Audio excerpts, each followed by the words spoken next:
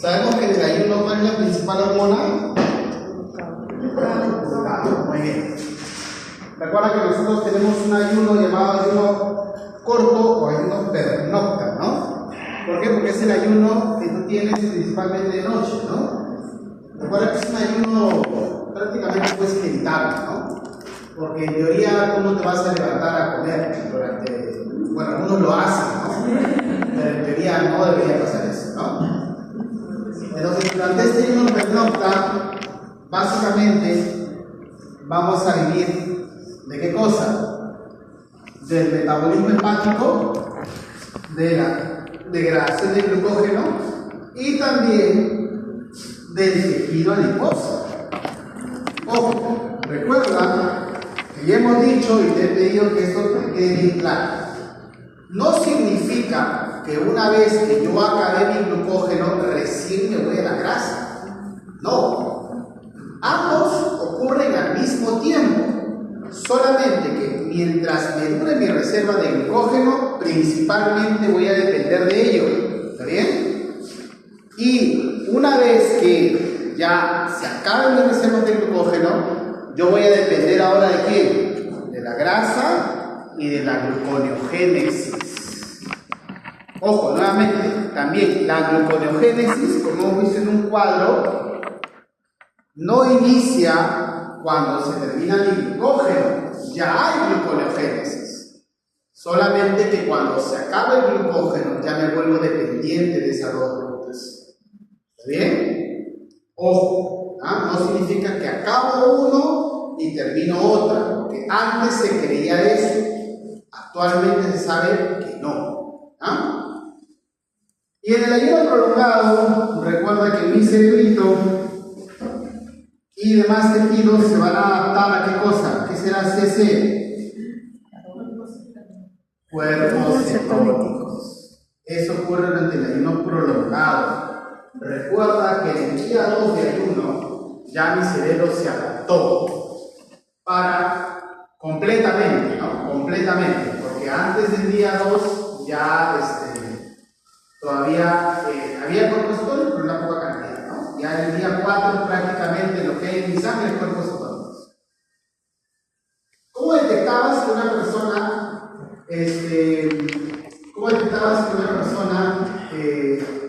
estaba haciendo cetogénesis? ¿Te acuerdas? Por el aliento. Muy bien, el aliento manzana. Veamos ahora el ciclo glucosa, el ciclo de alimentación postprandial. Veámoslo.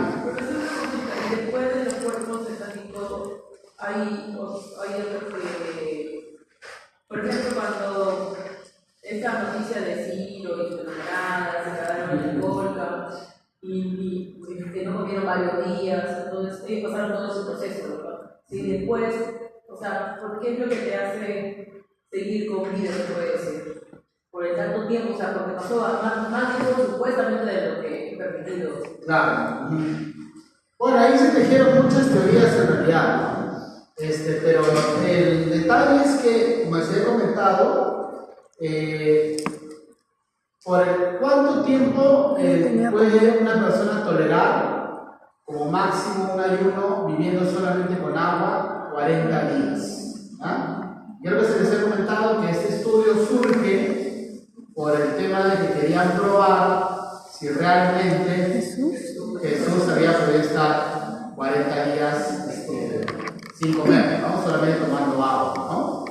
Y justo sí lo estaba revisando porque quería acordarme exactamente, y sí lo hicieron, esto lo hicieron los nazis. O sea, recuerda que ellos experimentaban con humanos, ¿no? Así como tú has visto ahorita los sionistas de Israel, ¿no? Igualito hacían los nazis en esa época, los alemanes, ¿no? Entonces, tomando agua, uno puede sobrevivir hasta 40 días, ¿no? Ellos decían que tomaban sus propias excretas, ¿no? Su propia orina, ¿no? Y ahí tenían agua y hacían como un ciclo. Eso ya es un ciclo, ¿no? O sea, lo que elimino lo vuelvo a tomar, lo que elimino lo vuelvo a tomar, y así lograban pues mantenerse, ¿no? Y con alguna otra cosa que podía encontrar. Pero en realidad, dentro de ese caso, nunca se llegó a determinar cuánto tiempo estuvo la señorita, ¿no? En completo desamparo, ¿no? Ya Porque tenía se comida hicieron muchas guardada. teorías. Una de ellas fue de que ella ya había encontrado un refugio, ¿Ya ves? ya había sido atendida, solamente que por diversos motivos no lo había reportado, ¿no? Entonces, pero es por eso que ahí no estoy completamente seguro si se llegaron a cubrir por los 40 días, ¿no? Pero viviendo solamente con agua, ¿no? Sí podrían vivir hasta 40 días una persona, con agua, ¿no? Con agua. Muy bien, ahora veamos el periodo postprandial, ¿no? Mira, ¿te acuerdas? Te decía en promedio aproximadamente 2 horas. Esto ya es el periodo postprandial, ¿no? Este es el periodo postprandial. Entonces yo como, mira, mi glucosa se eleva, ¿no? Mi glucosa se eleva. Ahora, pero mira, después del periodo postprandial, ¿cómo obtengo glucosa? Por el glucógeno. ¿Ah? Después de que termine el periodo postprandial, ¿no? Yo puedo obtener glucosa a partir de mi glucógeno, ¿no? Veamos entonces, por acá. El estado basal, estado postabsorcional o postprandial, los niveles de insulina ya bajos y el glucagón empieza a subir, ¿no? Después de comer, después del periodo postprandial, la insulina cae y el glucagón empieza a subir. El 75% de la glucosa endógena procede del glucógeno y el 25% de la glucogénesis pedonida. Va en aumento. O sea, mientras yo esté en ayuno, hasta que me dure el glucógeno, yo dependo del glucógeno. No quiere decir que no hay glucogénesis, sí hay. Sí hay. ¿Por qué? Porque estoy haciendo lipólisis y esa lipólisis me da glicerol. ¿Glicerol entra en la glucogénesis? Sí, sí entra. Hago proteólisis también, porque recuerda que el glucagón también va a promover la liberación de cortisol, ¿no? Entonces, este cortisol liberado me va a hacer proteólisis a nivel muscular. Entonces, esta proteólisis a nivel muscular me va a liberar aminoácidos que me van a permitir hacer glucogénesis. ¿Está bien? Entonces, hago glucogénesis, pero en menor medida. Y la mitad de esta glucosa es absorbida por el cerebro y hay ciclo de Cori activo. ¿Qué era el ciclo de Cori? ¿También cómo se llamaba? Muy bien, ciclo de glucosa-alanina. ¿Ya? Entonces, eso tiene que quedarte súper claro. Yo, cuando estoy en ayuno, no significa que primero termino mis reservas de glucógeno, las utilizo, pero al mismo tiempo voy haciendo lipólisis, al mismo tiempo voy haciendo glucogénesis. Pero dependo principalmente de quién, del glucógeno, hasta que se terminen mis reservas de glucógeno. En la mayoría de los casos, cuando uno duerme, que es el ayuno pernocta, no se acaba el glucógeno. Porque recuerda que el glucógeno dura entre 12 a 24 horas. Y tú duermes 12 horas, ya quisieras, ¿no? Pero no duermes 12 horas. ¿Cuánto dormirás? ¿6 horas? 5. 3. 6. 3. Entonces, por eso, en ese tiempo que tú duermes, no pierdes todo tu glucógeno. Ahora, si de repente tú duermes tus 6 horas, pero hasta no comes de repente, no sé, pues hasta el mediodía, y si aparece tu glucógeno. Claro, posiblemente pierdes tu glucógeno, ¿no? Porque ya va a depender de cuánto estás reservando en tu vida. La síntesis de cuerpos cetónicos en el hígado, recuerda que esto ocurre en el ayuno prolongado, principalmente. ¿Y cuáles son los cuerpos cetónicos? Son 3. ¿Cuáles son?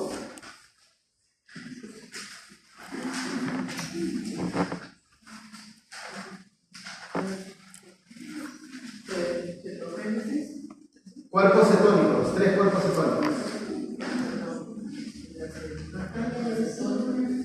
No es la leucina. Leucina es un aminoácido. Acetona es uno, el gaseoso. El acetoacetato y el beta-hidroxibutirato. ¿Ah? Esos son los tres. ¿Ah? ¿Cuál es el que más abunda en sangre? El beta-hidroxibutirato. ¿Por qué dijimos que era el beta-hidroxibutirato? El que más abunda en sangre, porque es la forma más estable para el transporte. Es la forma más estable para el transporte. ¿Está bien? ¿Quedó claro? ¿Sí? Muy bien. Ahora, más estable para el transporte. Ahora, pero el detalle es que los cuerpos cetónicos son ácidos. Y los cuerpos cetónicos pueden generar acidosis metabólica. Y existe, por ejemplo, en los pacientes diabéticos, los diabéticos tipo 1 van a hacer cetoacidosis diabética. El paciente diabético tipo 2 solamente hace cetoacidosis diabética cuando ya es insulino dependiente. ¿Ah? Porque el paciente diabético tipo 2 se puede volver insulino dependiente. ¿Está bien? Se puede volver insulino dependiente. Pero el diabético tipo 1 ya desde que debuta es insulino dependiente. Pero hasta que no sea el paciente diabético tipo 2, hasta que no sea insulino dependiente, o sea, hasta que no depende de insulina, lo que hace es coma hiperosmolar. ¿Qué significa el coma hiperosmolar? Es cuando se eleva tanto la glucosa en sangre, ¿ya? Que se empieza a retener líquidos a nivel de los vasos sanguíneos. Y hay una abundancia de líquido en los vasos sanguíneos y llega al cerebro. Y el cerebro cae su función. Y tú vas a ver, por ejemplo, que hay pacientes diabéticos que incluso se pueden desmayar, ¿no? Se desmayan, empiezan a desvariar, empiezan a hablar cosas sin sentido, ¿no? ¿Y eso por qué? Porque se les elevó mucho la glucosa. Eso ocurre cuando la glucosa esté en 600, 700, 800, por ahí.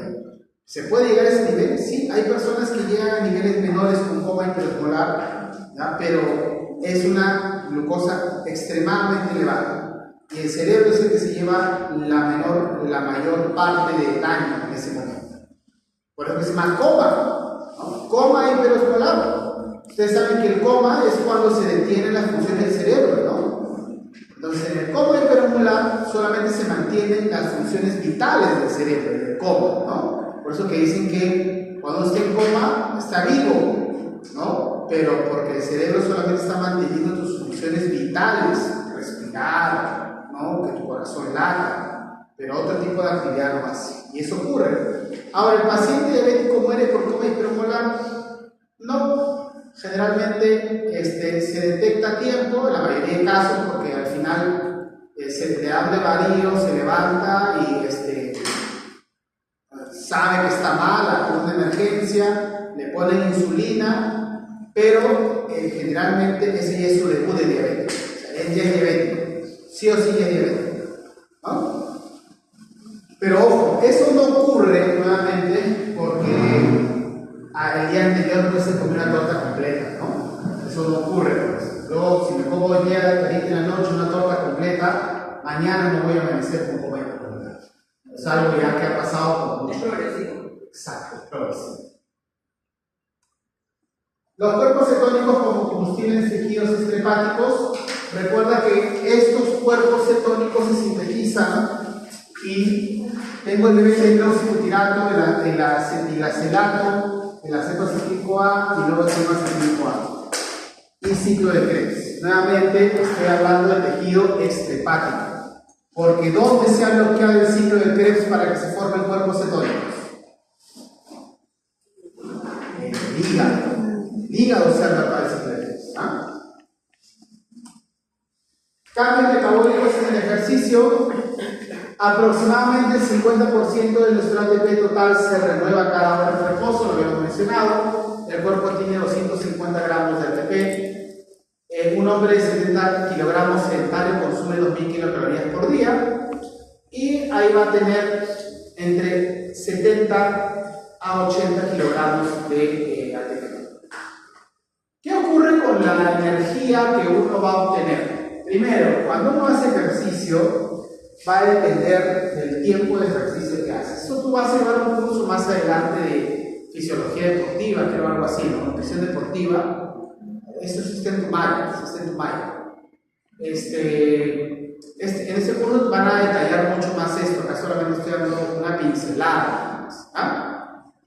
Cuando tú haces ejercicio, tú puedes hacer ejercicios de acuerdo al tiempo y de acuerdo a la intensidad.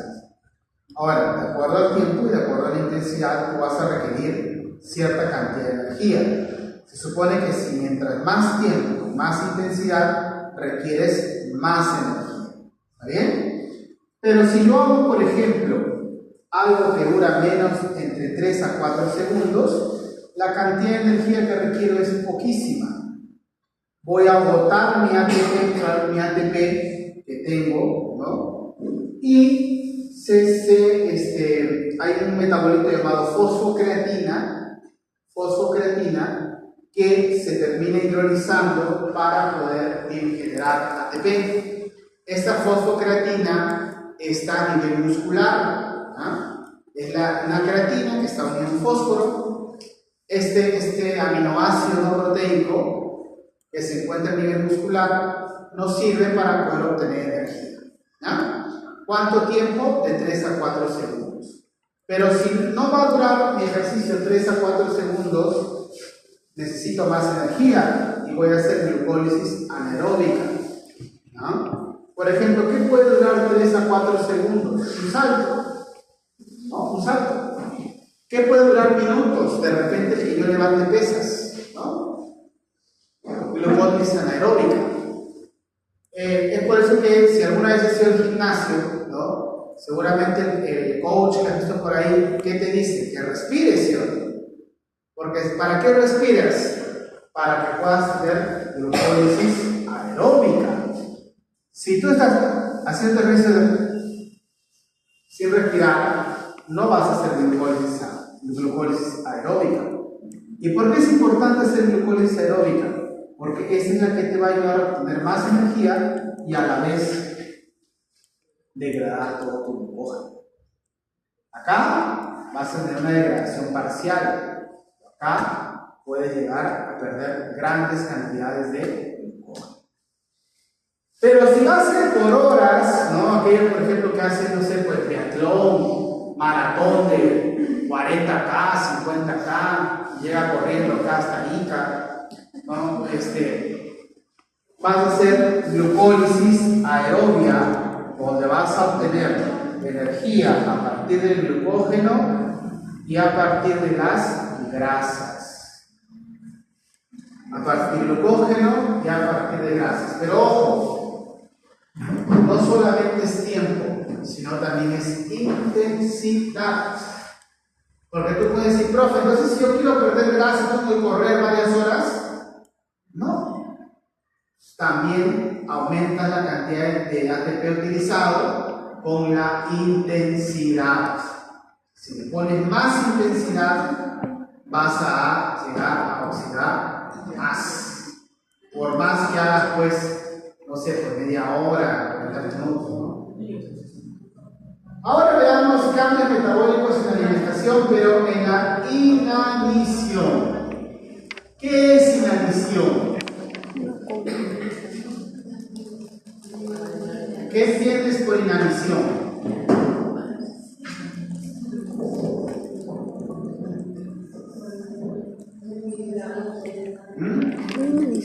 Inanición debería, no reciben alimentos. Inanición es cuando no comes. Igual. Cuando no comes. ¿Ah? Inanición es cuando no comes. Pero ojo, profe, entonces, ¿cuál es la diferencia entre la inanición y el ayuno? El detalle es que en la inanición, tú no es que sea más sino que tú no comes por algún motivo, y ese motivo puede ser también patológico. ¿Ah? Porque en el ayuno, generalmente en el ayuno, por ejemplo, el ayuno nocturno, básicamente es parte de tu ciclo de vida. Siempre vas a ayunar durante la noche. Y si tú dices voy a ayunar más días, ¿no? Muchas veces es decisión tuya, ¿no? Pero si tienes algo que imposibilita el que comas, ya no estamos hablando de un ayuno común, sino estamos hablando de una inanición. ¿No? Inanición. Entonces, en la inanición, acá tenemos que, o marasmo, hay un déficit de glúcidos y proteínas. En este caso no va a haber grasa subcutánea ni hígado graso. Hay una muerte cuando el índice corporal de masa corporal está por debajo de 13 en hombres y 11 en mujeres. ¿Por qué? Porque ya he perdido entre 30 al 50% de mi proteína, y era lo que yo te decía, ¿no? Cuando uno pierde mucha proteína, lamentablemente mueres. Entonces, ¿la desnutrición te puede matar? Sí, si es que pierdes mucha proteína. Y ojo, en pacientes hospitalizados hay un síndrome que se llama síndrome consuntivo. Consuntivo. Ahí has perdido más del 50% de tu peso y lamentablemente mueres. ¿Ah? Muere. Yo me acuerdo que cuando estaba haciendo mi internado había un adulto mayor que le hacía seguimiento, ¿no? Porque lamentablemente el señor había intentado suicidarse porque su esposa había muerto, ¿no? Y su esposa murió y él intentó suicidarse. ¿Cómo? Tomó lejía. Y al final se quemó todo el esófago y tuvieron que ponerle una ostomía. Es un huequito que le hacen en el estómago y por ahí le ponen el alimento. Entonces el señor estaba perdiendo mucho peso, no quería comer. Lamentablemente, según el psicólogo, el adulto mayor se había dado cuenta que si no comía, iba a morir. Y se negaba a recibir el alimento, por más que le ponían ahí, se quedaba con la enfermera, nadie le quería dar. Y lamentablemente, me acuerdo que un día voy para ver cómo estaba y ya lo habían llevado. No despertó el señor día siguiente, ¿no? Entonces, cuando uno no come, pierde peso enormemente, lamentablemente muere, ¿no? Por eso que ese dicho coloquial que escuchas también en los hospitales, que enfermo que come no muere, ¿no? Eso es cierto, ¿no? Es cierto, ¿no? Pero eso no significa pues, que estés enfermo vas a obligar a que comas, ¿no? Se buscan estrategias, ¿no? Se puede saber si hay pérdida de masa muscular por niveles de creatina en la orina, porque cuando aumenta mucho la creatina en la orina significa que estás eliminando mucha masa muscular. Y también hay un tema de la talla, esto ya más para niños, que es el índice creatinina talla, ¿no? Es para ver el crecimiento muscular, porque el marasmo o la desnutrición afecta más a los niños. ¿Por qué? Porque afecta directamente su crecimiento, ¿no? La anorexia, que es un marasmo voluntario, ahí vemos los índices de masa corporal. Cuando hay una nutrición en el adulto es menor al 18%. Y luego tenemos el cuayordo. Esa foto que ves ahí son niños. ¿Qué peculiar observas? Lo bueno es que tú no vas a ver niños así. Es poco probable que veas un niño así, a menos que rotes o trabajes en el hospital del niño, ¿no? Ahí sí. Pero antes de los años 90, ¿ah? Había niños así. Tú ibas a la sierra, sobre todo en regiones altoandinas, y veías niños así, ¿no? Adivina qué crees que es lo que pensaban que tenían esos niños. ¿Algunas veces mamá? Ya, cuando mamá ves al niño con la pancita hinchada, ¿qué piensas? Gases. ¿Gases? También Bichos. parásitos. Parásitos. Eso pensaba, que eran parásitos, pero no eran parásitos, que era desnutrición proteica. Y el kwashiorkor es una enfermedad generada por una dieta con un aporte normal de calorías, pero pobre en proteínas.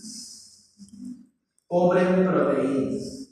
Hasta ahora, ojo, para que veas que lamentablemente la idiosincrasia no cambia porque no hay inversión en educación.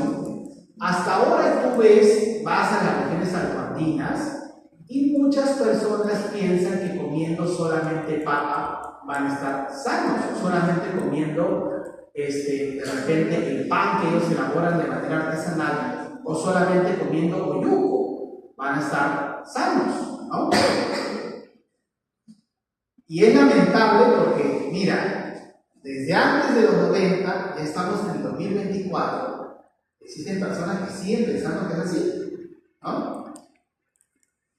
Entonces, hay una deficiencia del consumo de proteínas y el niño empieza a acumular líquido. Esto no es parásitos, esto no es gases, esto es líquido. Empieza a acumular líquido. Mira sus bracitos delgaditos, ¿ya? Delgaditos, están hinchados. Mira sus piernecitas, mira, delgaditas, están hinchados solamente su abdomen por la deficiencia de proteínas. Y se va a ver, su masa muscular va a estar descendida, porque recuerdas, nosotros hemos visto, si es que tú quieres sintetizar proteínas, vas a mantener tu pool. Pero si no comes proteínas, ¿de dónde vas a sacar aminoácidos? Del músculo. De tu músculo. Son niños que retrasan su crecimiento porque el crecimiento depende de proteínas. Son niños pequeños, son niños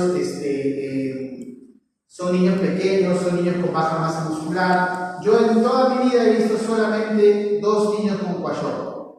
Uno lo vi cuando hice mi externado en el hospital del niño, que era un niño que tenía kwashiorkor porque también tenía una enfermedad llamada enfermedad de Crohn. Eso ya lo vas a ver en el curso de hematología. Y cuando hice mi cerumis, ¿no? ¿Pero qué es esa enfermedad que dijo? O sea, brevemente. La enfermedad de Crohn, es una enfermedad inflamatoria intestinal que evita que no absorbas nutrientes.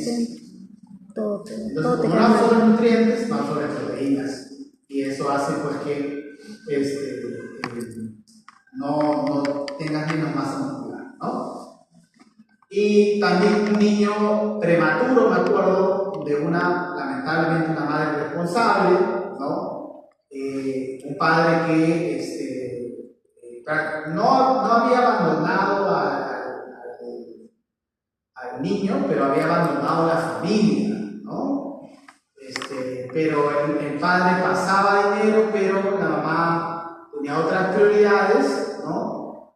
Y lamentablemente pues al final era todo un problema, porque como la mamá no utilizaba el dinero del niño, al final el papá se mandó a fumar, ¿no? Porque dijo, bueno, si no le vas a dar, no vas a mantener, no vas a dar, se fugó.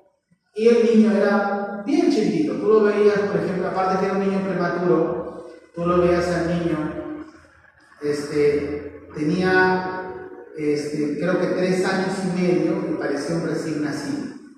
¿No? Entonces, y así con kwashiorkor, con su pancita así grande, la mamá ya se había desentendido también del niño, lo veía la abuela solamente se dedicaba a vender frutas, no le alcanzaba, ese niño necesitaba una fórmula especial, ¿no? Yo me acuerdo que Jamón porque había hecho una colecta para comprar las fórmulas y lo había comprado en el hospital del niño, me habían dado la facilidad por comprarlo más barato, y me acuerdo que yo hice mi seruménica y que el Soyuz me quiso cobrar más porque dice que estaba llevando mercadería. Eran cosas que había colectado para de donativo, el Soyuz me quiso cobrar y de ahí nunca más me hice el Soyuz. Entonces te quiso cobrar porque dice, no, que se está transportando mercadería, que no lo está remontando, bueno, ya, quieren, ya le pagué, ¿no? Le expliqué todo, que todo era donado, incluso no quisieron. Bueno, pero se ayudó al niño que sea poder sacarlo de ese cuachorco, pero ya justo también terminó mi segundo. Lamentablemente que hace un año, ¿no? Muy bien, entonces, en este caso, cuando ya yo me fui, ¿no? Ya el niño ya no estaba, ya no tenía cuachorco, ya tenía su pancita, ya había salido el cuachorco. Más de eso no sé, porque yo la verdad que dejé mi serum y mi serum acababa el 5 de mayo y yo había ganado una beca para una maestría y mi maestría empezaba en abril en la Cayetana. Toda esa temporada viajaba casi todos los días, entonces ya yo tuve que desentenderme completamente de ese. Muy bien, entonces había disminución de la inmunidad, hay disminución de la inmunidad, dermatitis, cambios de pigmentación en la piel, debilitamiento del cabello, pierde mucho pelo, bajo coeficiente de inteligencia. Muy bien, cambios metabólicos ahora durante la inanición. Mira acá, ¿quién aumentaba? Los cuerpos cetónicos aumentan entre un 20 a 40 por 20 por 40. ¿Por qué? Porque no estoy comiendo. Recuerda que pasan los 2 a 3 días y ya los cuerpos cetónicos son los que mandan, ¿no? Mire el día 2, mire el día 4. El principal metabolito en sangre, cuerpos cetónicos. ¿Cuál era el principal de los tres que aparece en sangre? El beta-hidroxibutirano. ¿Por qué? Porque es más estable. Es la forma más estable para el transporte. ¿Por qué no aparece acetona? Porque lo pierdes con la exhalación, porque es un gas. ¿Ah? Muy bien. Los ácidos grasos aumentan por 10, la glucosa baja en 1/3. Pero ¿por qué la glucosa no cae completamente? ¿Quién se acuerda?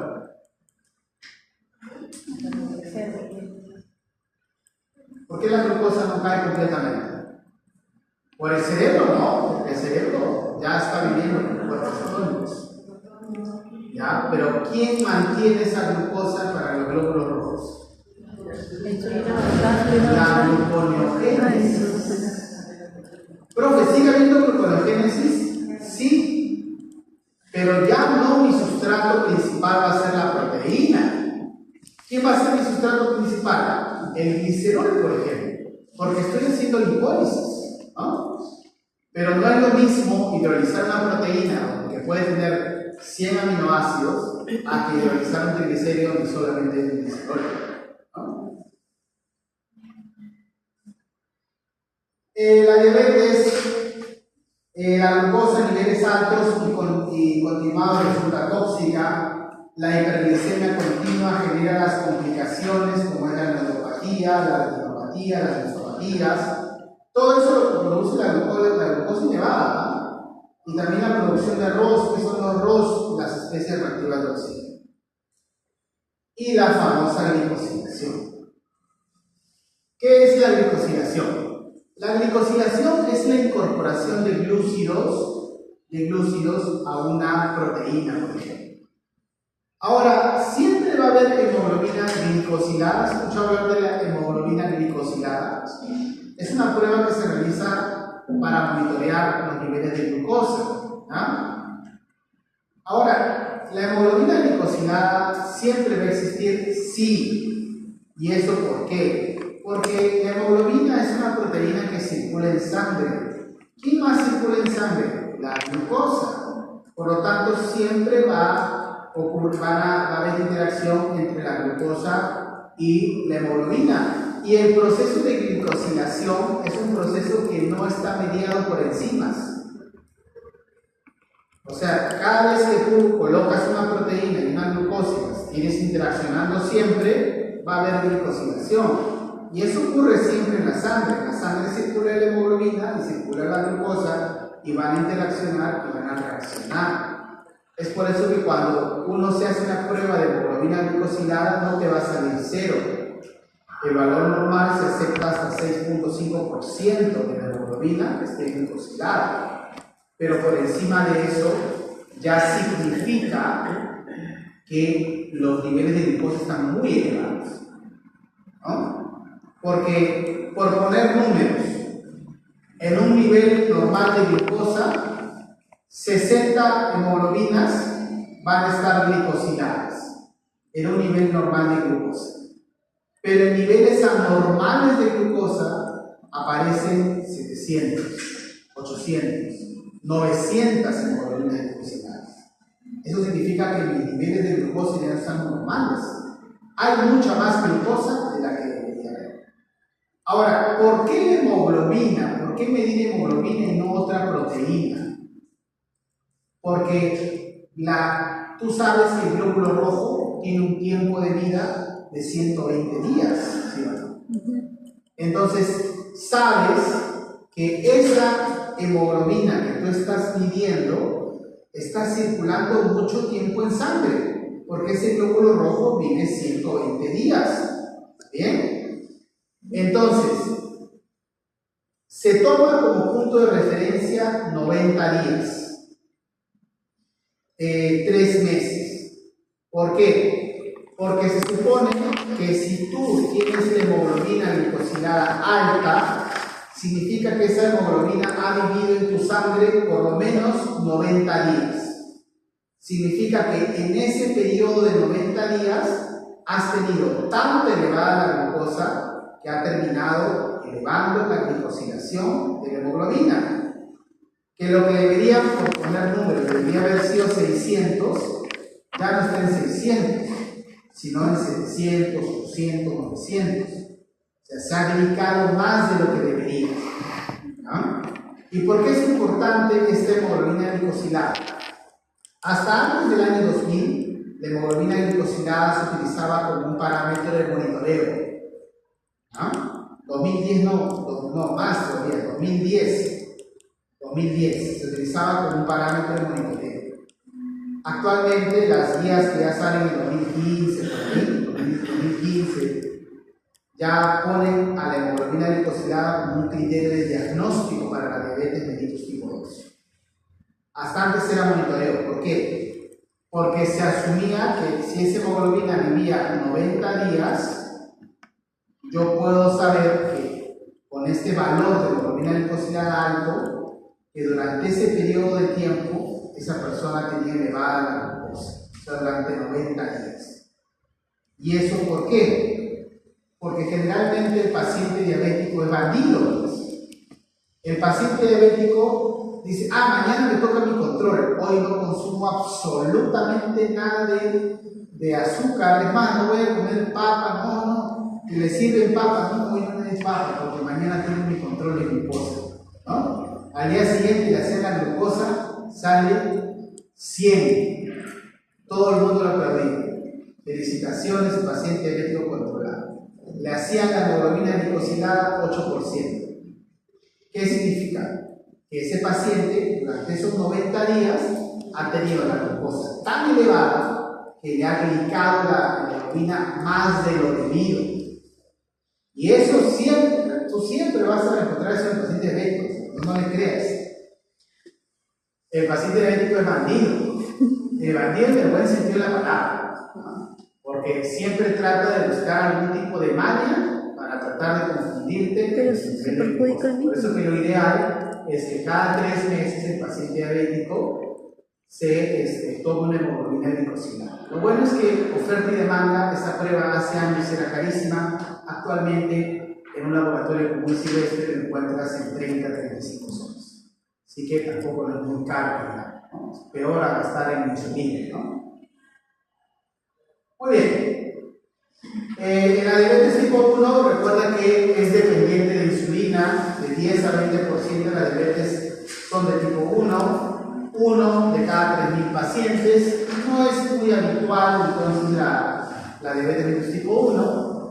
No hay producción de insulina porque hay una destrucción de los islotes de Langerhans hay una muerte de las células beta principalmente, hay factores genéticos del 50% de gemelos idénticos, así es que hay una persona que dos gemelos, ¿no?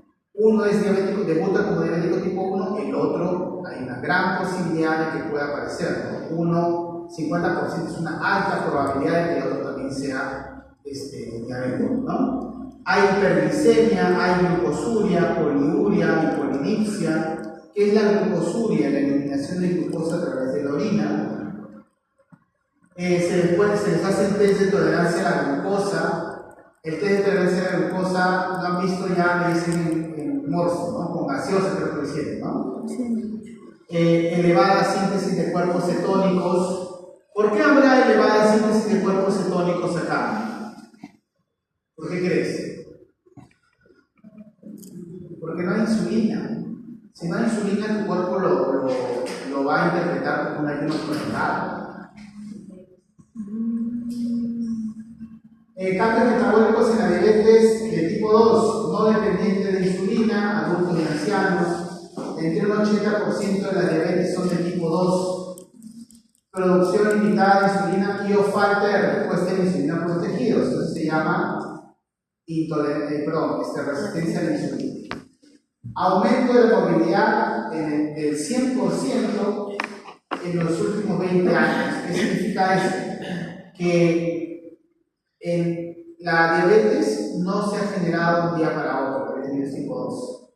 Generalmente tiene un historial de 20 años anteriores, tú ya, entre comillas, decidiste ser diabético, porque tus hábitos alimentarios cambiaron para que en 20 años te vuelvas diabético.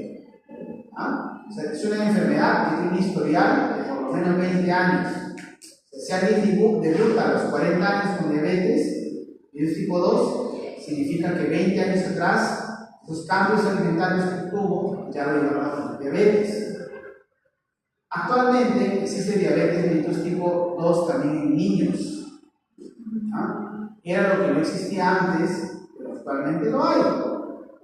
Y en mi vida también he tratado, he dicho que yo desde que dejé de ser un de pacientes, pero en mi segundo curso me encontré con un diabético, una niña diabética tipo 1, tipo 2, perdón, ¿no? Que básicamente esa niñita, lamentablemente, se ha vuelto adicta al azúcar. Le robaba plata a su mamá para comprar caramelos, la lonchera que le daban lo vendía en su colegio para poder tener plata para poder comprar caramelos, ¿no? Entonces, también ella hacía bullying, ¿no? Para poder obtener dinero, para poder comprar caramelos. Lo único que ella de repente, entre comillas, no le gustaba era que su cuellito, lamentablemente su cuellito estaba negro por la cantosis negrita, ¿no? Pero ella tenía su solución, se ponía el pelo largo y se le volvía a caer el cuello, ¿no? Entonces, pero era adicta, ¿no? Adicta. Incluso la mamá contaba de que venían familiares, a ella le pedía plata, si no le pedía plata, le hacía berrinche, pero le pedía plata porque su padre le daba dinero, un montón de cosas. La cosa es que, lamentablemente, esa niñita pasó a psicología y pasó luego a psiquiatría, creo también. ¿Por qué? Porque ya era adicta, ¿no? Lo bueno es que se lograron convencer de que era una adicción, ¿no? Porque la psicóloga decía, no se puede hablar de adicción en niños, ¿no? Pero lo bueno es que al final se convenció para que se pueda tratar como una adicción. La niñita al final tenía todo, tenía hígado graso, hipertrigliceridemia, acantosis nigricans, hiperglicemia, su glucosa estaba en 220, sus triglicéridos estaban muy elevados, le iba muy mal en el colegio, era repetente, pero todo tenía, pero todo era por 11 años tenía. Y 11 años estaba creo que en tercero primaria creo que estaba. Será mayor que sus demás compañeros, ¿no? Entonces, pero era diabética tipo 2, ¿no? Pero era por adicción al azúcar, ¿no?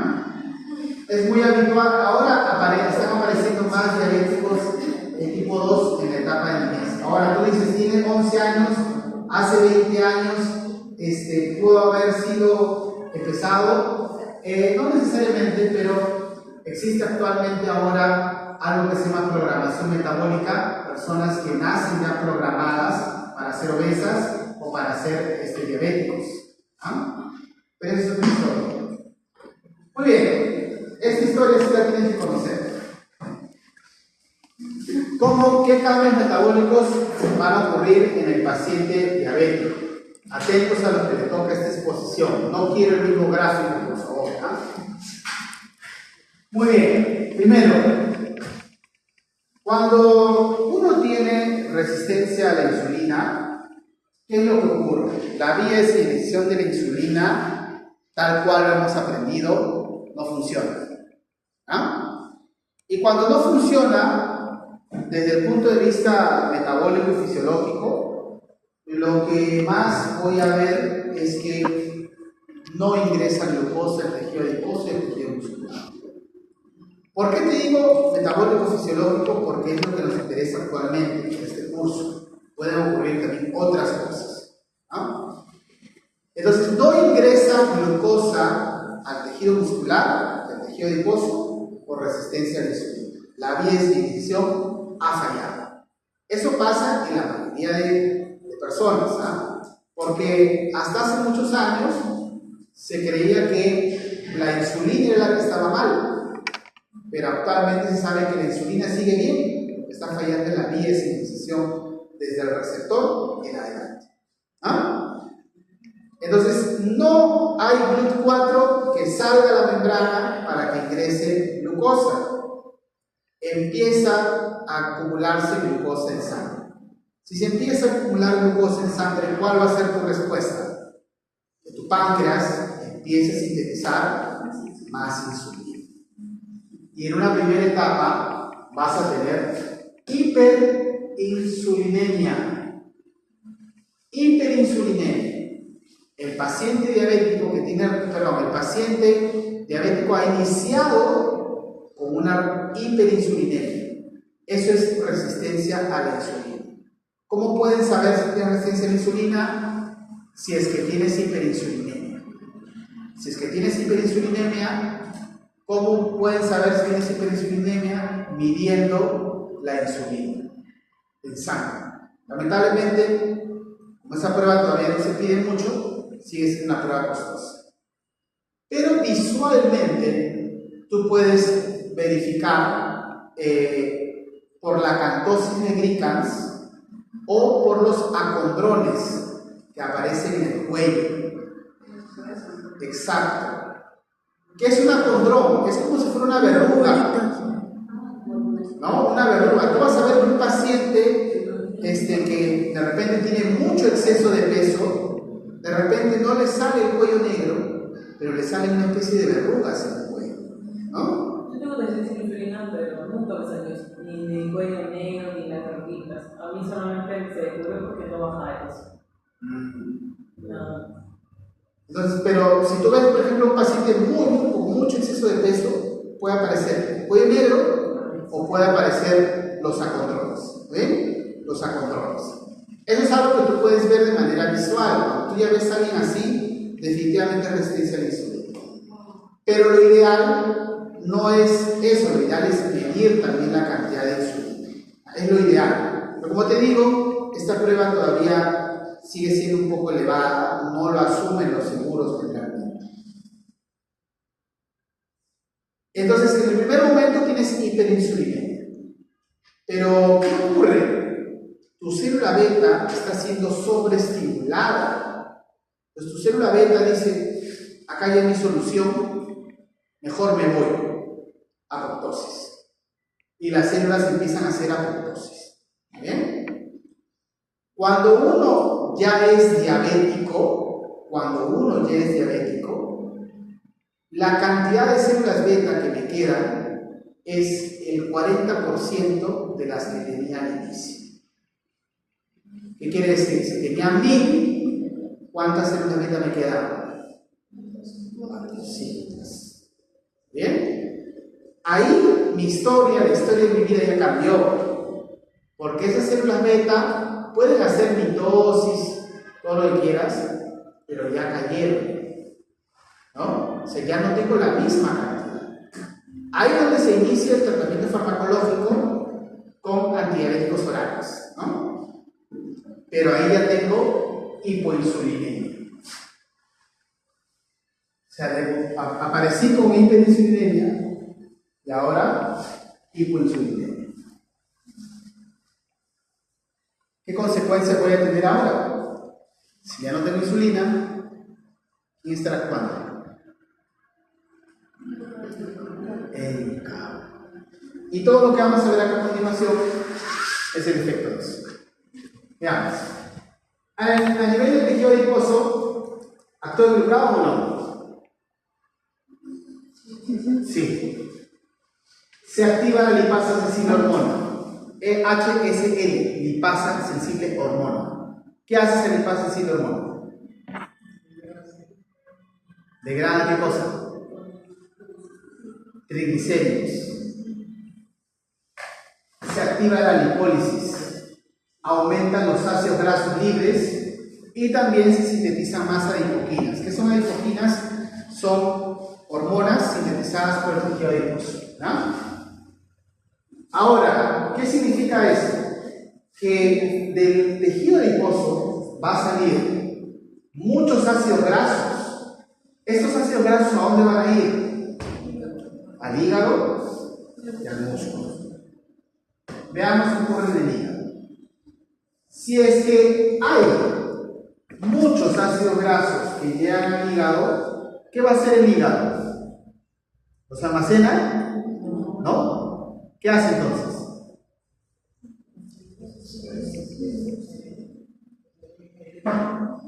¿Qué hace? A ver, el que me dice qué hace completo un punto en su examen final. Completo, ¿ah? Un minuto. ¿Qué va a hacer el hígado con ese exceso de ácidos grasos? Completo. Son 2 pasos. Ya se soplando. Un minuto. ¿Qué hace el hígado? En 2 pasos.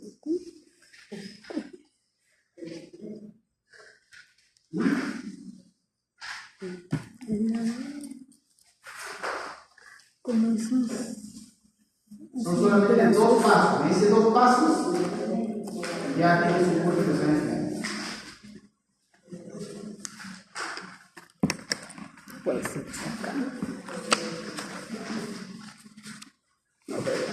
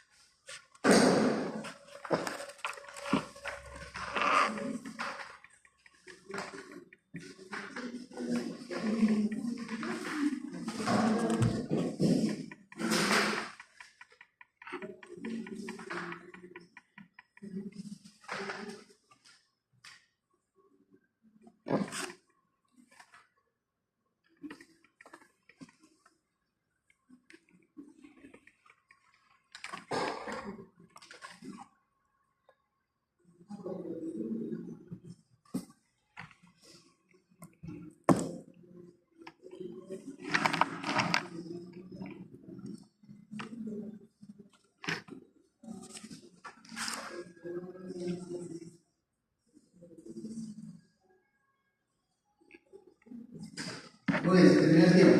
¿Quién me lo dice? 2 pasos.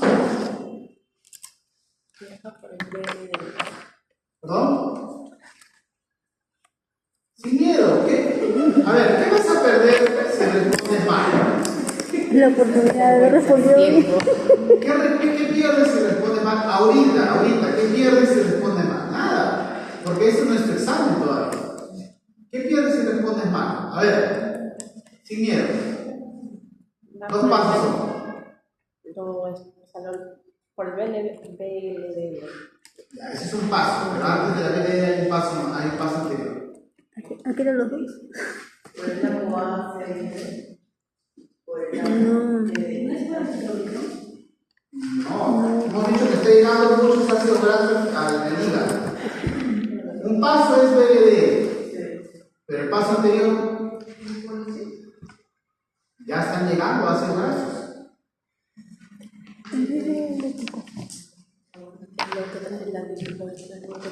Te vas a reír cuando te diga el primer paso, ¿no? ¿Es lo transporta o es lo que sale? Ay, pues explique, pues.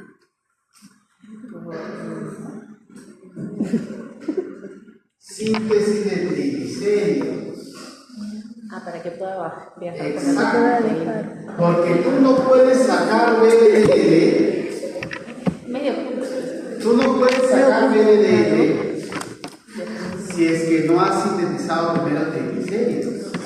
Entonces, estos ácidos grasos que están llegando acá van a ir a la síntesis de triglicéridos. Ahora, ¿el paciente diabético baja de peso o no? Sí. ¿Por qué? Está haciendo lipólisis. Muy bien. Entonces, el hígado está recepcionando muchos ácidos grasos a partir de la lipólisis y este hígado, está sintetizando más triglicéridos. ¿Se puede quedar acá? Sale por la BLD. A más ácidos grasos, más triglicéridos, más BLD. Y esto va a estar así siempre. En ayuno dijimos cuando te hacen triglicéridos en sangre, principalmente de dónde sale ese valor de triglicéridos en el ayuno, de la BLD. Es por eso que muchas veces gran parte de los pacientes diabéticos se van a ver acompañados, además de su hiperglicemia, la hipertrigliceridemia. En un paciente diabético hace hipertrigliceridemia, ¿por qué? Acá está la culpa. Acá está. ¿Ah? ¿Quedó claro? Entonces, más ácidos grasos, más triglicéridos, no se pueden quedar acá, sale la BLDL. ¿Está bien? Ahora, esta BLDL que está acá, ya sabemos que está elevada, porque sabemos que hay mucha lipólisis, muchos ácidos grasos, mucho triglicérido, mucha BLDL. ¿No? ¿Qué va a pasar? ¿Te acuerdas esta BLDL en qué se convierte? En LDL. Pero, ¿qué hacía el HDL? ¿Te acuerdas? Hace el transporte reverso del colesterol. ¿Está bien? Este HDL tenía dos opciones: el hacer el transporte reverso directo e indirecto. Si interacciona con la BLDL, ¿qué va a hacer? ¿Directo o indirecto? Indirecto. Muy bien. Porque directo es porque directamente llega al hígado. ¿Está bien? Ahora, esta HDL ¿es común que interaccione con esta? No. Lo normal es que interaccione con esta, ¿no? ¿Te acuerdas? Cuando vimos el transporte reverso, ¿con quién tenía que interaccionar principalmente? Con ella. ¿Pero por qué no con ella? Porque esta está en abundancia. Se elevó. Esta va a ir dejando triglicéridos, ¿recuerda? Y al final se convierte en LDL, ¿está bien? Pero como esta está ocupada con esta, el HDL está ocupado con la BLDL, ¿bien? ¿A quién descuida? A la LDL. Recuerda que el HDL va a interactuar con las lipoproteínas sanguíneas y luego se va al hígado, ¿verdad? Ahora, pregunta. Si es que hay mucho VLDL y el HDL tiene que interaccionar con él a través del transporte reverso de colesterol indirecto, el HDL se llena de colesterol y ¿a dónde iba? Al hígado. ¿Ah? Regresa al hígado. ¿Está bien? Ahora, si regresa al hígado tantas veces, ¿no? Al final, cuando a ti te piden el HDL o el colesterol LDL o HDL, es una fotografía del momento, ¿no? Es como que te tomen ese momento en una fotografía. En el momento que te toman la fotografía, como esa está tan ocupada, se está yendo continuamente al hígado. Entonces en la circulación sanguínea va a caer. Justo cuando toma la foto no estaba porque se fue al hígado. Es por eso que el HDL cae. Entonces el HDL, ¿por qué cae en el paciente diabético? Porque el exceso de VLDL genera una gran interacción con el HDL y eso hace que el HDL, es como decir, ¿no? El HDL tiene para transportar, no sé, 10 ladrillos. Con esta, rápidamente llega a sus 10 ladrillos y se va al hígado, ¿no? A esperar a que vuelva a salir. Entonces, si solamente estuviera interaccionando con ella, la LDL, pues cada LDL le da 2 ladrillos, ¿no? Toma 2, toma 2, toma 2, toma 2. O sea, tienes más tiempo circulando en sangre. ¿Está bien? Pero como este está en exceso, ese tiempo se corta. Y cuando te mide el HDL en sangre, ya está bajo. Entonces tengo menos HDL que interaccione con la LDL. La LDL que debe pasar se encuentra con la lipasa hepática, se vuelve más pequeña y se convierte en el small LDL. La lipasa hepática hidroliza parte del colesterol, parte de las moléculas que están dentro del LDL y se genera en un small LDL que es mucho más pequeñito. ¿Ah? Small LDL.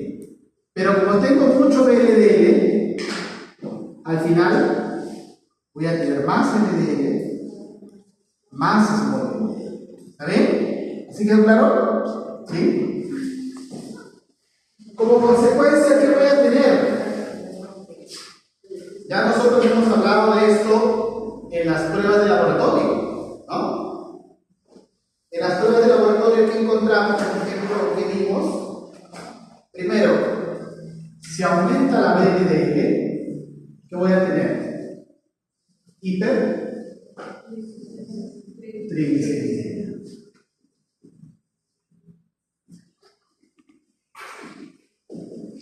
Ahora, aumenta la LDL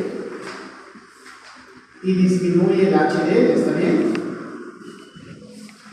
Esto es dislipidemia, lo comentamos, ¿verdad?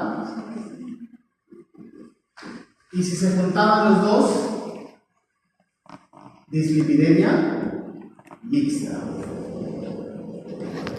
Clásico en el paciente diabético. Dislipidemia mixta. Esto es clásico en un paciente diabético. En un paciente diabético tú siempre vas a encontrar el hipertrigliceridemia, el LDL elevado y el HDL elevado. Ahorita voy a explicar qué ocurre con este LDL pequeño, ¿ya? Regresemos al hígado. Recuerda, ¿puede haber resistencia insulínica o de insulina a nivel hepático? ¿Qué dices? ¿Existirá resistencia a insulina a nivel hepático? Sí, porque si hay receptor, hay resistencia a la insulina, ¿está bien? Entonces, el hígado no está respondiendo a la insulina. Entonces, ¿qué va a hacer el hígado? Gluconeogénesis. ¿Está bien? Además, recuerda que llega un flujo elevado de ácidos grasos que se están formando en triglicéridos para sintetizar VLDL. ¿Está bien? ¿Sí? Muy bien. Ahora veamos por acá. La insulina. Hay resistencia a la insulina. pero acá está llegando también un flujo enorme de ácidos grasos libres. Ácidos grasos libres. ¿Está bien? Entonces, a mi músculo está llegando ácidos grasos libres. Recuerda que el paciente diabético libera insulina, sí, pero en poca cantidad, en realidad, ¿no?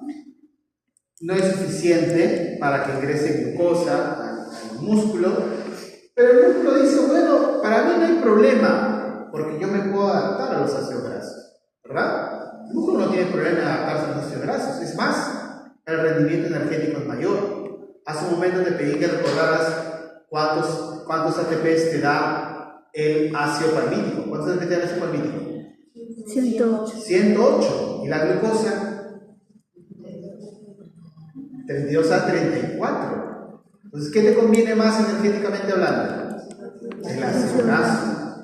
Entonces, el músculo dice, bueno, me llega, me repara y me rebota que no hay insulina. Entonces cae la señal de la insulina. Hay menos sensibilidad a la insulina, favoreciéndose la resistencia a la insulina a nivel muscular. Porque el músculo no tiene problemas en trabajar con ácido graso para poder obtener energía. ¿Quedó claro? ¿Sí? Muy bien, ahora, ¿qué pasa con el LDL oxidado? O perdón, el LDL small. Como es pequeñito, chiquitito, puede entrar, ¿esto qué es? La arteria. ¿Ah? El epitelio de la arteria, ¿cómo se llama?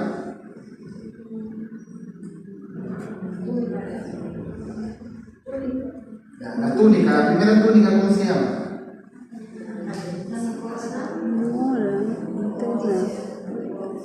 Vamos a entrar a la intimidad íntima. Acá hay un epitelio llamado epitelio o endotelio, no es un epitelio plano, no es un epitelio monoestratificado plano, ¿no? El LDL, como es tan chiquito, pequeñito, small, se cuela y se mete por debajo del endotelio. Este endotelio debajo, ¿qué hay? ¿Qué hay debajo del endotelio? Nada. Tejido conjuntivo. En ese tejido conjuntivo vamos a encontrar principalmente dos enzimas: la mieloperoxidasa y la lipoxigenasa.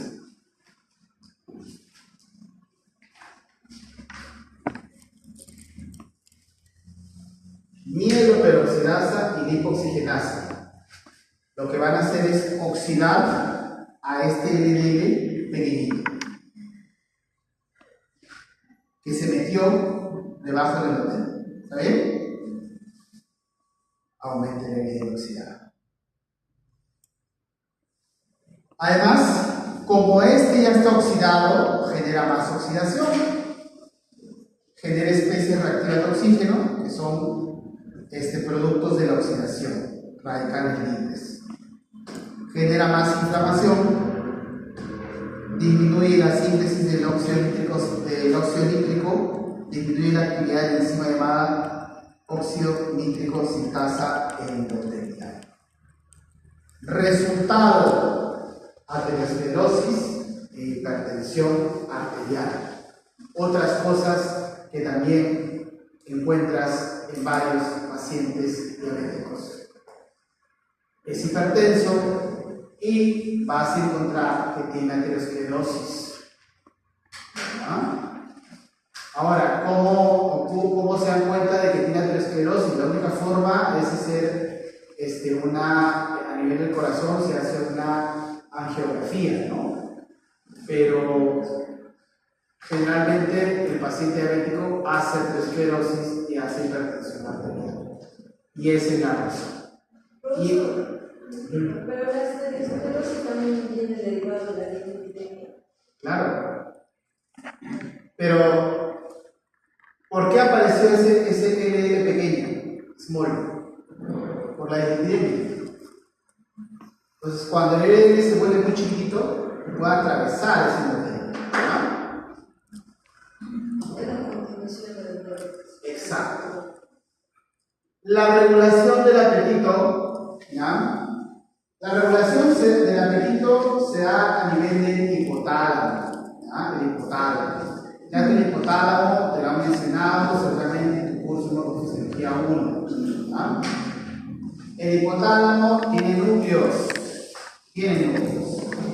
Hay un núcleo que se llama núcleo arcuato. Arcuato, que es donde ocurre toda la regulación del apetito, ¿no? Bueno, principalmente ocurre ahí. En este núcleo arcuato vamos a encontrar que se van a pelear, entre comillas, dos hormonas, la leptina y la grelina. La leptina es la hormona llamada hormona de la saciedad, mientras que la grelina es llamada la hormona del hambre. La leptina es sintetizada por el tejido adiposo. Cuando su señal llega a nivel del hipotálamo, produce saciedad. La grelina es sintetizada por el estómago. Cuando su señal aparece, cuando su señal llega a nivel del hipotálamo, produce incremento del apetito. ¿Ah? Entonces, a mayor tejido adiposo, mayor leptina. Y si hay más leptina, hay más saciedad o más hambre. Entonces, ¿por qué el paciente que tiene obesidad mórbida, que tiene más masa adiposa, tiene más hambre?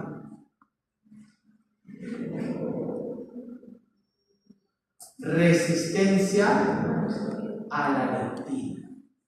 El paciente que tiene obesidad mórbida tiene resistencia a la leptina. Es algo muy similar a lo que ocurre con la resistencia a la insulina. ¿Ah? Y la grelina se sintetiza por el estómago. La grelina es sintetizada por el estómago por el proceso llamado relajación receptiva. ¿No? Relajación receptiva. Y la relajación receptiva ocurre cuando llega el alimento a tu fondo gástrico. Cada vez que llega tu alimento al fondo gástrico, tu estómago se hincha. Y eso hace que liberes más grelina y te da más hambre. Profe, entonces comer me da más hambre. En un inicio sí. Te habrás dado cuenta que dicen, no me sirvas, no tengo hambre. Ah, pero apenas pruebas un par de cucharitas, ya fue similar. ¿Por qué? Porque cuando tú comes, la relajación receptiva permite la liberación de más grelina. Pregunta. ¿Quién liberará más grelina? ¿El que tiene el estómago más grande o el que tiene el estómago más pequeño? Más grande, porque el que tiene el estómago más grande se distiende. Tiene más capacidad. Más grande. Y adivina quién tiene más estómago más grande. El que tiene obesidad mórbida. El estómago habitual, ¿no? El estómago es un músculo. ¿Qué pasa si yo estoy todo el día así con una pesa? Lo agranda. Se agranda el estómago. Perdón, el brazo, no el bíceps. Se agranda el bíceps. ¿Qué pasa si tú continuamente estás poniéndole alimento al estómago? Estás agrandando, pues. Se agranda. Es más, el estómago tiene 3 capas musculares, a diferencia del resto de tu tracto digestivo. Entonces su capacidad de crecimiento es mucho mayor que el esófago, que el intestino, por tener 3 capas musculares. Un estómago normal, de un adulto normal, puede tener entre 1000 a 1200 de capacidad. Pero alguien que tiene obesidad mórbida puede llegar a 2000, 2500. Es por eso que generalmente en la obesidad mórbida, la terapia que más ha resultado actualmente, ¿cuál es? La gástrica. Lamentablemente es porque la cantidad de grelina que se libera es excesiva. Y la grelina que libera, ¿qué genera? Hambre. Hambre. Esa persona ya no puede controlar su hambre, no porque no quiera, no porque de repente no tenga la fuerza de voluntad de poder hacerlo. De repente aquel que lo hace sí tiene la fuerza de voluntad, de repente tiene mucha mayor determinación, pero eso es un tema hormonal. No le puedes culpar a la persona como tal de que no pueda controlarse. Es un tema hormonal. La insulina también inhibe el apetito. Y ya para terminar, veamos algunos cambios metabólicos en el alcoholismo. En este caso, cuando uno consume mucho alcohol, lo que te decía hace un momento, ¿no? En el caso del metabolismo del alcohol, mira por acá, etanol, ¿ya? Acá está el etanol. Hay una enzima llamada alcohol desdeshidrogenasa, ¿ya? Esta alcohol desdeshidrogenasa, mira, genera NAT. Luego acetaldehído, como el acetaldehído es tóxico, el acetaldehído es el que te genera la resaca. ¿Ah? El acetaldehído es el que te embriaga, el que te genera la resaca. Como el acetaldehído es tóxico, automáticamente lo tengo que eliminar y eso lo hace la aldehído deshidrogenasa, generando más NAT. Y adivina dónde va ese NAT.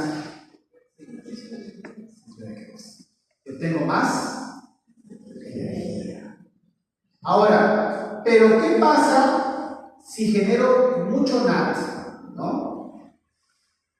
Y además estoy activo con el ciclo de Krebs?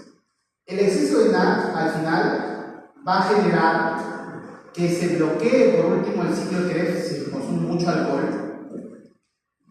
Y este acetato generado se vuelve acetílico A. Y este acetílico A, ¿qué destino tiene además del ciclo de Krebs? Formación de cuerpos cetónicos, pero ¿a dónde también puede ir? A la síntesis de ácidos grasos. ¿Y eso dónde va a ocurrir? ¿Dónde ocurre la hipogénesis de nuevo? Y adivina dónde es primero que llegue el alcohol. Es por eso que el alcohol al final termina generando un incremento del tejido adiposo. Por eso es propaganda, que no se podía. Eso es una mentira, pero ya se explico. Ya para cerrar, cambios metabólicos en el cáncer. ¿Ah?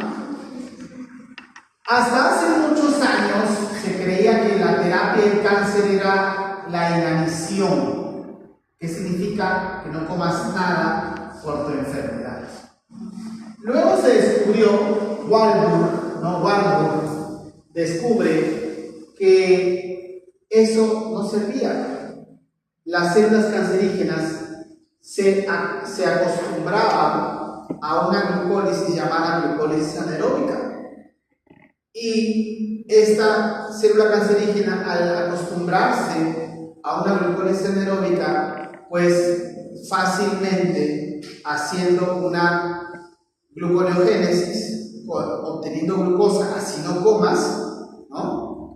Lo que vas a hacer es que tu célula cancerígena va a poder obtener energía. Entonces, las células tumorales tienen acceso limitado al oxígeno. Eso va a hacer que hagas una glucólisis anaeróbica, pero los oncogenes, ¿qué es un oncogen? Es un gen que está asociado con el cáncer, inducen a las enzimas glucolíticas y activan a AKT o PKB. Si activo AKT, GLUT4. Pues tengo mi célula tumoral que no solamente se ha acostumbrado a vivir sin oxígeno, sino que también tiene la capacidad de colocar GLUT4 en la membrana para que ingrese glucosa. Y esta célula está happy, ¿por qué? Porque no solamente se ha acostumbrado a hacer glucólisis anaeróbica, sino que también ha generado un mecanismo por el cual ingrese más glucosa a la célula cancerígena. Razón por la cual el que hagas ayuno, no comas nada, no te va a curar, te va a empeorar. Además también hay disfunción mitocondrial. La mitocondria puede suponer esto una menor apoptosis apoptosis por Ross. Lo que pasa es que cuando una célula genera adaptaciones no comunes, la célula tiene que morir. El detalle es que el cáncer ha encontrado la forma de no morir y la célula cancerígena es inmortal. No muere porque bloquea la apoptosis, que es la muerte celular, ¿no? Entre otros hallmarks más, pero que ya no nos corresponde hablar porque ya no es referente a bioquímica como tal, sino a inmunología y física. Muy bien, eso es todo por el día de hoy.